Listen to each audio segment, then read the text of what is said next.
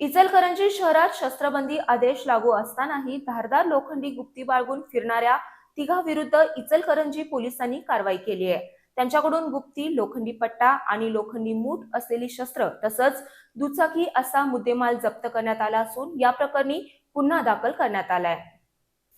Police शिपाई निलेश शिवाजी कोळी यांनी फिर्याद दिली आहे। संशयितांमध्ये मनीष पाटील राहणार कामगार चाल इचलकरंजी, प्रवीण बाळकृष्ण खामकर वय वर्ष 20 आणि आकाश तुकाराम जगताप 20 वर्षे 23 राहणार दोघे अण्णा रामगोडा शाळेजवळ नारळ चौक इचलकरंजी यांचा समावेश आहे।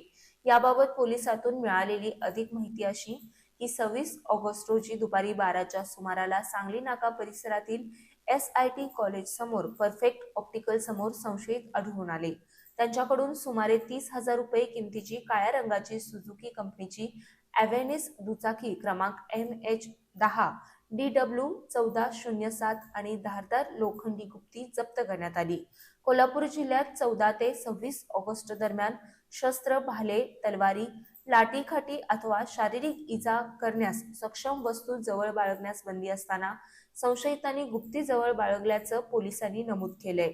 26 ऑगस्ट रोजी रात्री 7:46 गुन्हा दाखल करण्यात आलाय। पुढील तपास पोलीस हवालदार चव्हाण करत आहेत।